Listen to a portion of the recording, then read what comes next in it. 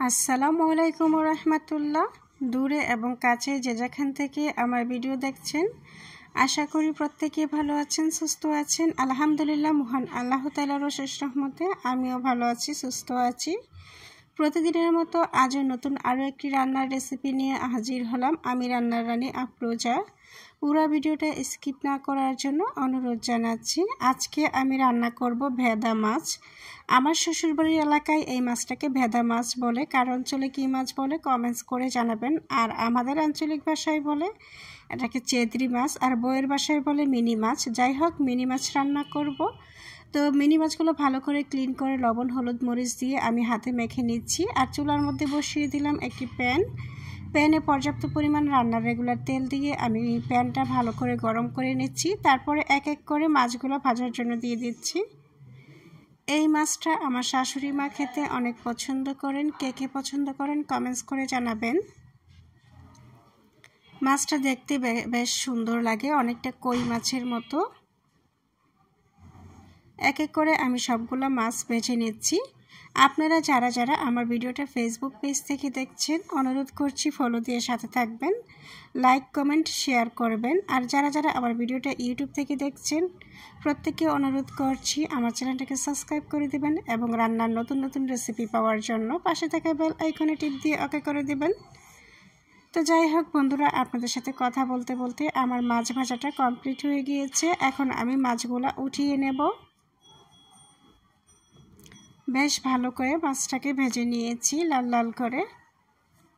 এই হলো মাছ ভাজার ফাইনাল লুক। মাছ ভাজা খেতে কে কে পছন্দ করেন কমেন্টস করে জানাবেন। মাছ ভাজা হয়ে গেলে আমি চুলার মধ্যে একটি কড়াই বসিয়ে দিলাম মাছটা ভুনা করার জন্য। আর মাছ ভাজার যে তেলটা সেটা দিয়ে মাছটা রান্না করব। দিয়ে দিলাম মাছ ভাজার তেলের মধ্যে পেঁয়াজ কুচি দিয়ে অনেকটা ভেজে নেব। তারপর অল্প পরিমাণে রসুন কুচি দিয়ে দিলাম। রসুন কুচি পেঁয়াজ কুচি একসাথে লাল লাল করে ভেজে নিচ্ছি। লাল লাল করে ভাজা হয়ে গেলে অল্প পরিমাণে পানি দিয়ে দিলাম আর 1 চিমটি পরিমাণ লবণ দিলাম। কারণ মাছটাতে আমি আরও আগে লবণ দিয়েছি যখন হলুদ মরিচ দিয়ে মাখিয়েছিলাম।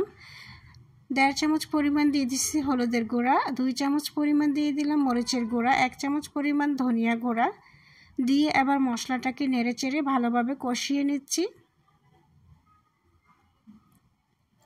মশলাটা তখনই ভালোভাবে কষানো হবে যখন তেল বেশি উপরে আসবে। মশলাটা ভালো করে কষাইলেই মাছ ভুনাটা খেতে অনেক বেশি টেস্টি হবে।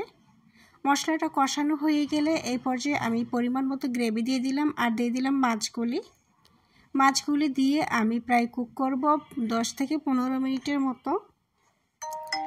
10 থেকে 15 মিনিট কুক করলে তাহলে মাছের ভিতরে ভালো করে মশলাগুলো কুট হবে এবং খেতে অনেক টেস্টি হবে। মাছের ভিতরটাও ভালোভাবে কুক হবে এবং মাছের ভিতরের কাঁচা গন্ধটাও দূর হয়ে যাবে। মাছ ভুনা খেতে আমার কাছে বেশ অনেক মজা লাগে। কার কার কাছে পছন্দ কমেন্টস করে জানাবেন।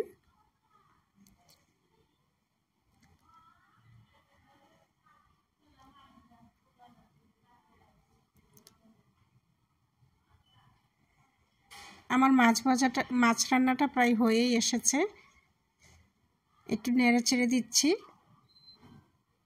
লবণটা চেক করে দেখলাম যে না, লবণটা ঠিক আছে। যেহেতু মাছ রান্নাটা প্রায় হয়ে এসেছে, ফ্রিজে ফ্রোজেন করা ধনিয়া পাতা ছিল, ভাবলাম 1 চিমটি দিয়ে দেই। তো দিয়ে দিলাম। এখন নেড়ে চেড়ে 1 মিনিটের মতো কুক করে নেব, তারপর চুলাটাকে অফ করে দেব। দেখুন বন্ধুরা, কত সহজ এবং সিম্পল করে আমি মাছ ভুনাটা করলাম, কিন্তু দেখতে কিন্তু খারাপ হয়নি, অনেক বেশি লোভনীয় হয়েছে।